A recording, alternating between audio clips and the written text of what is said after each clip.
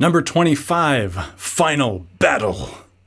When you're playing a game and you've gotten to the final battle, there's a real sense of excitement, accomplishment, a little bit of fear, especially depending on how far back the save point was. This is our nemesis, Void. I love this this painting, this AI illustration. Yes, I used AI to make these images, but I think they came out really well. And the final battle is no joke on either difficulty level. Let's just talk about which play along to use, because there are two versions. Right, what we're looking at right now in the notation is the viola noble version. And because I'm a violist, I want to click the final battle for viola and cello players, and I'll explain why.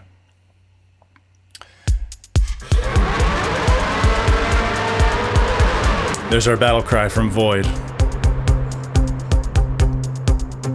Notice that we're in C minor.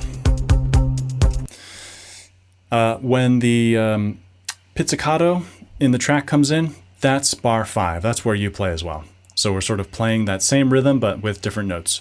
Bum, bum, bum, bum, bum, bum, bum, bum. And you'll notice it's mixed meter.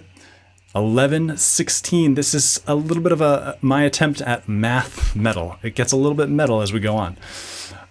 So this and the legend version for viola and cello is in the key of C minor. The violin version is actually in G minor. This is the only one in the entire story, in the entire book, that I've transposed up a fifth. And the reason I just didn't want everybody to have different play-alongs, it's going to get way too confusing. So if you're playing by yourself and you're a violin player, use the one for violin. You'll hear it's in a G minor. It's in a different key. Bum, bum, bum. There's our G, right? If you are a teacher and you're mixing, somehow you're going to try this with your students. First of all, good luck, and I want to see that video.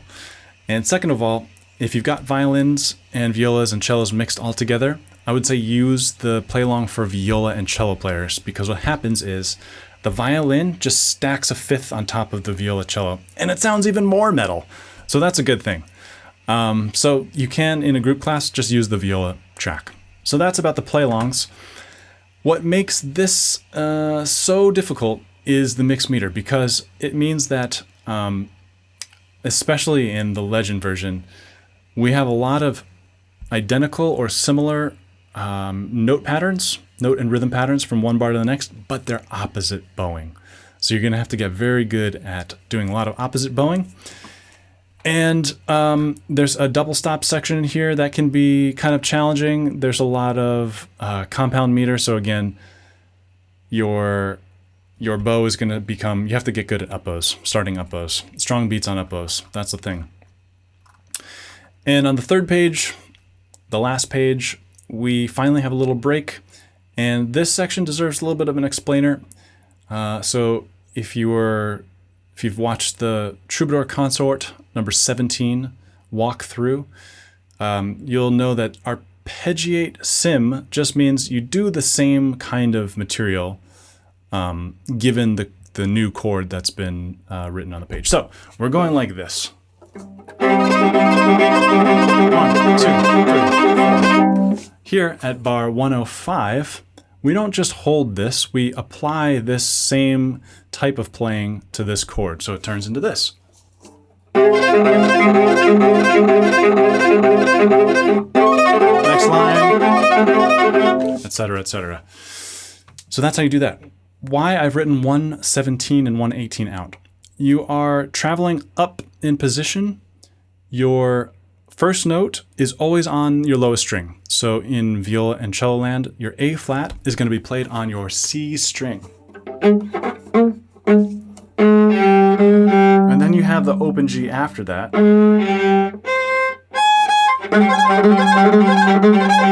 It's kind of like what Bach does in some of his partitas, and then you go up again for the next bar. So that's why I've written that out. Just make sure you're traveling the first note of each of these groups is on your lowest string. That's that.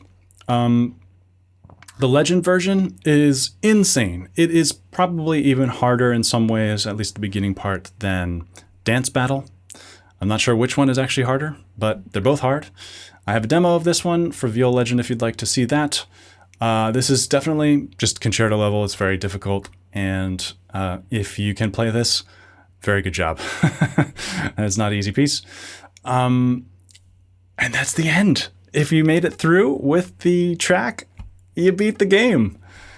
Good on you. There's a little postlude. Peace at long last, some texts. You get some fun graphics. I'm not going to spoil it, though. Not that you can, you can just flip to it at any point, but I believe there will be some diehard players out there that will refuse to look past where they're at. And I challenge you to do the same.